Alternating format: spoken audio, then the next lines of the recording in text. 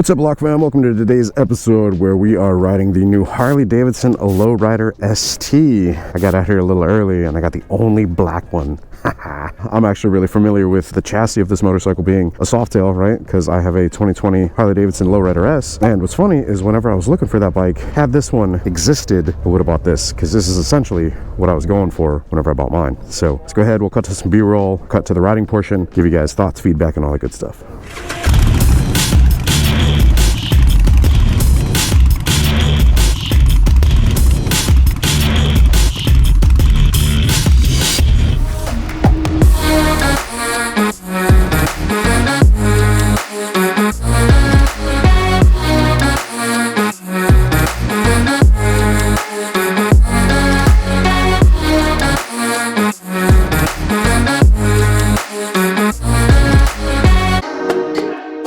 We'll just go ahead and go over controls here. So here's the cockpit. No triggers on either side.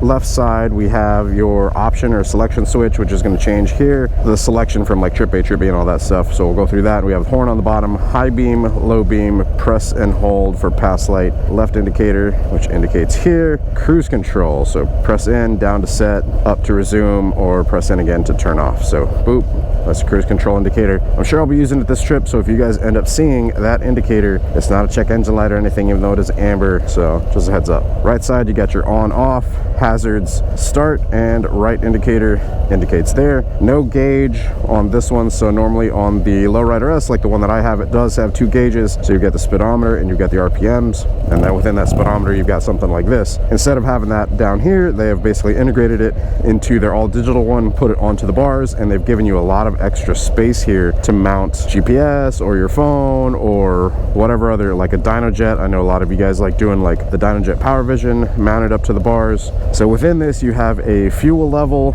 you've got your miles per hour, you've got your remaining, which we're currently on. So we're going to press the selection switch and change it from remaining over to, we've got the clock, we've got RPMs, which I'll probably end up leaving it on that, your odometer. So this bike has 545 miles on it, and we've got trip A, trip B. Let's go ahead and reset. Boop, trip A reset. Let's go back to RPM. There we go. Gas cap only on one side, not on both, which I think on mine it has one on the left, but it's just a dummy cap. Super clean center console with this little insert that says FXLR ST, so Softail Low Rider S Sport Touring. You've got indicators for left and right, fuel level, high beam, neutral, oil pressure, ABS, tire pressure. So I'm kind of curious, does it have TPS sensors? Check engine light, speedometer, voltmeter, and fog, if you were to add fog. So that's the controls. I know a lot of you guys won't prefer the fact that it does have the all digital dash here, but honestly, like I rode around with it for about a year whenever I had my FXDR, and I actually really grew to like it because they pack an absolute ton of info into a tiny space, and it's incredibly legible. So like in different environments, you know, light being directly on it to low light, you know, nighttime conditions, it's just always legible. So the first thing I'm noticing about this motorcycle, getting on it, it's the first thing I noticed, and I took a ride on this bike a couple days ago, but one of the first things that I noticed about it is the height of it. It did increase an inch in the back, and then I want to say they increased the suspension in the front as well. It does feel higher off the ground. Despite that, I am bent knees, flat footing it. How tall are you? 5'10"? Okay, cool. So Bob is 5'10", that's what he looks like sitting on the bike. Big thanks to Bob for leading the route. This is day 2. I'm sure he's been leading many other demo routes, but this is day 2 for us. The other day was the Nightster. So yeah, plenty comfortable on the bike. Coming to a stop, flat footing it pretty easily, no issues there. Leaning it over, man, it's so funny. Like the increase in weight in the front is like as noticeable as it is, but it still feels really good.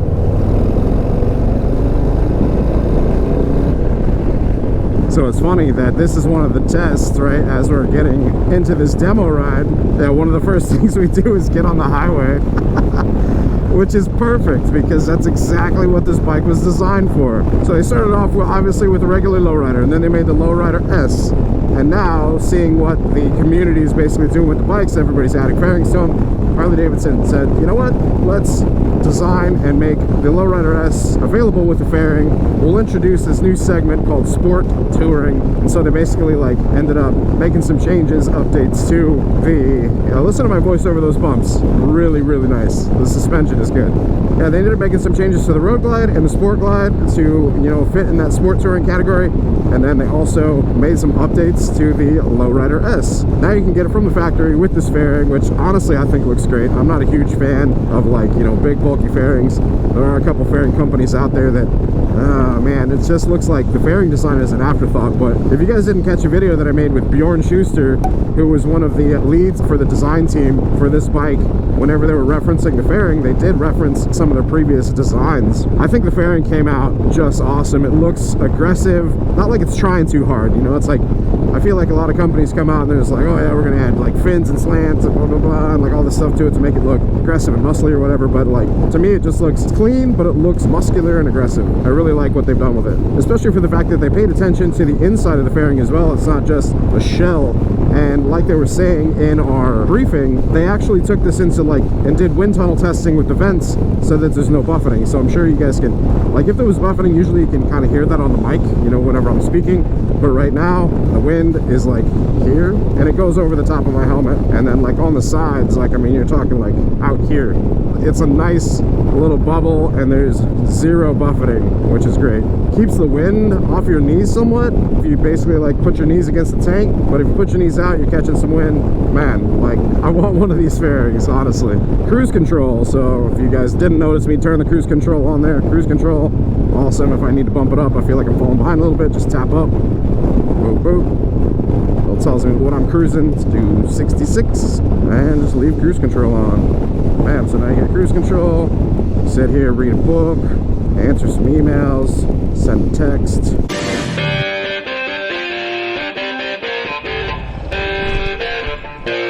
Just kidding, calm down, don't yell at me, guys. You should not be doing those things while riding a motorcycle. So with this front fairing, a couple of the accessories that they do offer, they offer the integrated Rockford Fosgate audio system, essentially a plug and play. So they already have a harness that is going to the fairing. Remove the fairing and then the Rockford Fosgate system just clicks into place. Obviously you connect it to the harness and you've got speakers, you've got audio seamlessly integrated into the fairing. It's just so well designed. I'm pretty confident we'll be able to get this onto my bike. The fairing and speaker combo that I have on there right now is a Memphis Shades Road Warrior, and that fairing has been great. I don't really use the Plex too much because that's the audio system that I have in it. The Plex is usually pretty loud. This definitely like gives it a different look, and it also blocks wind a bit better. Now with the Road Warrior, I do have to have like a little bit of a taller windshield, but it's interesting, with my Road Warrior, my windshield is essentially right in the middle of my field of view, which is where it's supposed to be. You're supposed to be looking just over the top of the windshield. But with this, I'm not getting any buffeting at all, and the windshield is like really far down, which is pretty crazy. Matt Laidlaw over here. So that's what 6'3" looks like on one of these motorcycles. I'm sorry, that's what 6'6" looks like on one of these motorcycles. Pretty tall dude. I think I did forget to mention mirrors, in which case most of the time whenever mirrors come out of the perch, I'm usually halfway looking at my arms, and that's pretty much still the case here. You guys can see in the mirror there, if I look back, I can see people behind me, but like to really be able to see, I gotta kind of like do this, or like the mirror lean, you know? So it's like pretty much looking at half my arms in both of them. Oh well. One of the other offerings that they do have for this fairing is they do offer a taller windshield. So if you want to get even more wind off of you, you can do that taller windshield. I want to say it's a clear, I can't remember. Yeah, we'll be sure to look that up and put it on the screen right here. Look at this view. Beautiful. All right, so I'm going to stop talking for a bit because I feel like I've been rambling for a while. Man, I'm just excited about this motorcycle, guys. I hope you all are too. You guys let me know your thoughts of this thing down in the comments below. Yeah, I'm just going to enjoy the ride. We're going to get into some mountains, get into some twisties. I know we're going to hit a stop here and there. Keep on keeping on. All right.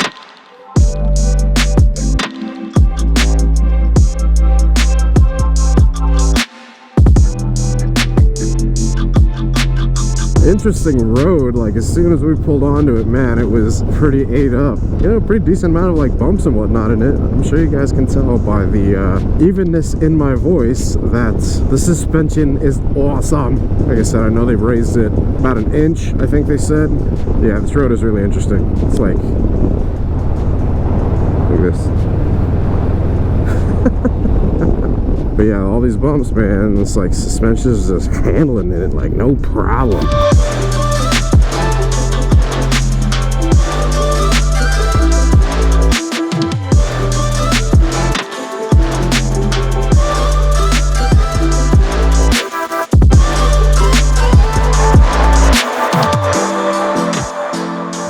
Made it to Old Stagecoach Route for lunch, so just can't get over how freaking good these bikes look.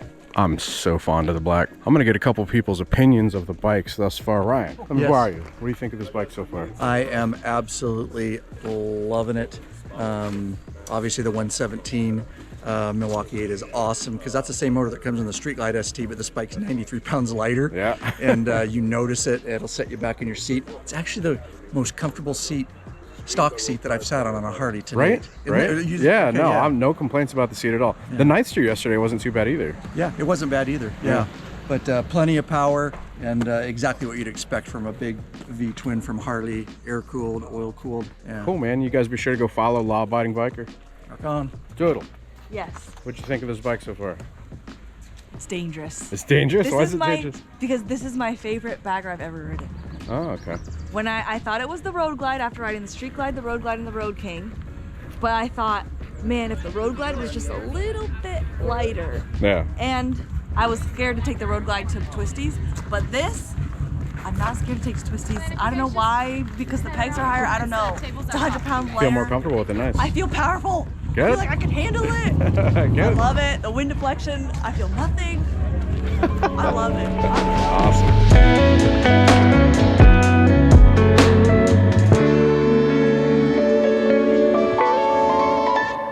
Alright guys, so we are now on the way back. That, I believe, is the last stop for us in terms of photos and all that stuff. So I'll go ahead and give you guys my thoughts and feedback on the Softail Low Rider ST. I'm pretty sure you guys can guess based on my enthusiasm in the rest of the video whenever I talk about this thing. I absolutely love it. It's a freaking great bike. Lean angle, awesome. Like the increased suspension, especially for my bike. Like this is such a crazy like comparison, you know, between the two, because I own a 2020 Low Rider S, so basically the model before the Low Rider ST. And so getting on my bike and getting on this bike, the biggest difference that I noticed, obviously, one being the increase in suspension and the overall suspension quality. I did change my suspension a while back, but this suspension is better than what I changed mine to be totally honest. And yeah, in total transparency, that's progressive suspension. I think it was like the front springs and the rear monoshock, but the suspension from Harley-Davidson on the Low Rider ST feels better than that, and definitely feels better than the stock suspension on the Low Rider S from back in the day. So yeah, lean angle is just awesome, which like obviously that's handling. The extra weight in the front from the fairing does cause the front end to feel a little easier to kind of throw around, especially like whenever you're dipping it into corners, which is kind of interesting.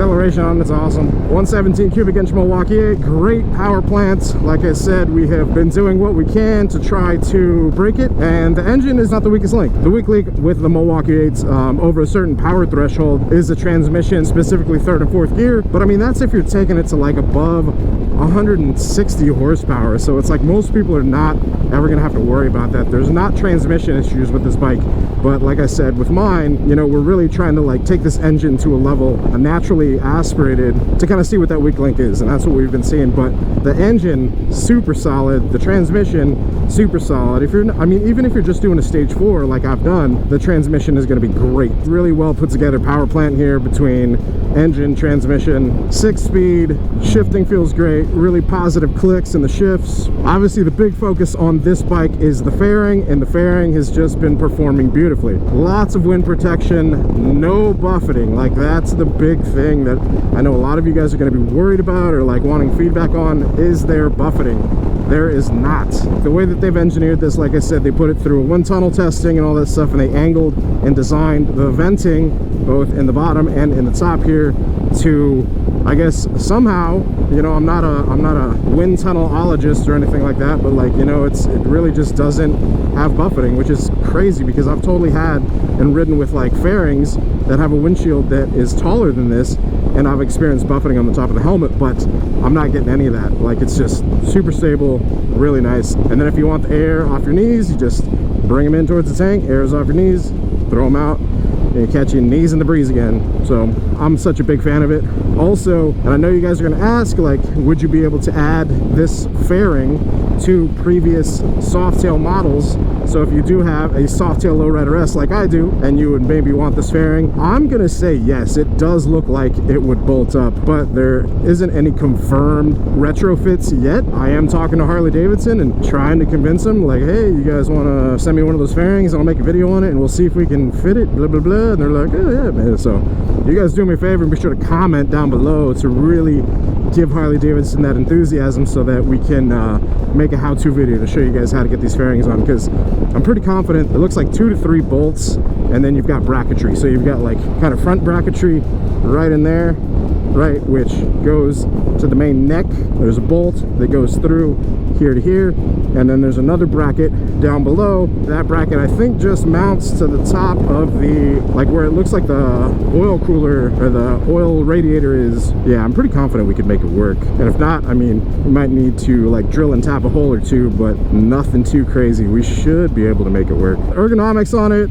are comfortable. They're a little tiny bit cramped up for me at 5'10", and that would probably be my criticism. But you know, once again, it's, I think I mentioned it previously, that's not really a big criticism because it's easily solvable. I felt cramped up on my Softail Low Rider S also, and all I did was change out the seat and the pegs, and that remedied the problem real quick. Like, so nothing huge that you can't like fix. And then obviously I changed the bars as well. So those 3 things on a motorcycle, if you guys like the motorcycle but like you're almost to your comfort, you might feel a little tiny bit cramped up, those are 3 things that you can change. It will drastically change the feel of the ergonomics of the bike. So your seat, your pegs, and your handlebars. So you're essentially changing the rider triangle. With this one having that little bit of a cramped up feeling, I do start to feel it a little tiny bit in my back, but not much. And the seat is actually pretty nice. I'm really curious if they still use like the stock Low Rider S seat. I know it was a solo seat from the factory. For that, it's not too firm, it's not too soft, it's kind of just right. It's like, I guess you would call it like a Goldilocks, right? Seat feels good. I feel right at home on this bike for the fact that we've got a fairing on it and like very similar seat. The small things that I'm noticing, like, I'm absolutely loving. I think Harley-Davidson did a great job with this bike. I know that it has been selling like hotcakes. Dealerships do have a certain amount allocated to their stores, and I know for the most part that most of the dealerships have sold out of these like for the rest of the year. So if you guys are, you know, interested in scooping one up, hit up your local dealership, tell them Blockhead sent you, see if you can get your hands on one if you're interested. So yeah, I did offer the criticism, obviously being the ergonomics, and then the other question that I said I like to always try to answer in these videos and these test rides or reviews is, would I buy the motorcycle? And the answer is yes. I have actually already bought the motorcycle, but not this one, the 2020 Softail Low Rider S, and we've done an absolute ton to it. Like I said, at the time of looking at bikes and looking to trade in my FXDR, had this bike existed, I would have purchased this motorcycle, because it's essentially exactly what I was looking to do. You know, Softail, I wasn't ready to go quite full bagger, and then they've got a fairing on it and they've got bags on it. So I mean, it's funny, just in today's ride, man, I've used those bags a lot. I've got a couple snacks in one of them, got some water, Powerade in another. I throw my hat, throw my sunglasses in there. Dude, they're just super useful and they look good. Now I know maybe that's another criticism, is the fact that the bags are unequal length. So we get right behind Doodle on a motorcycle here. As you guys can see, those bags are not the same length. The one on the left is longer than the one on the right. I know a lot of you guys probably did not notice that off the bat, but the reason that they said they did that is because on the right side you've got the dual exhaust. They had to shorten the one on the right, but they do come straight over from the Sport Glide. I can't remember if they had the same length bags on the Sport Glide, but I know that's definitely a point of feedback from a lot of you, is that you want the same length bag. So like either go 2-to-1 and have the same length, like a longer bag on the right, or keep the 2-to-2 and make the bag on the left shorter. I know Harley-Davidson has its reasons, you know, for doing the 2-to-2. You know, they're probably not wanting wanting to like delay the release of the bike, you know, did what they could. But I think, I mean, I say as easy as shortening the left bag, but that requires like a whole new manufacturing process, right? So it's not like something like as easy. It does take a while. Manufacturing is a whole different beast, you know?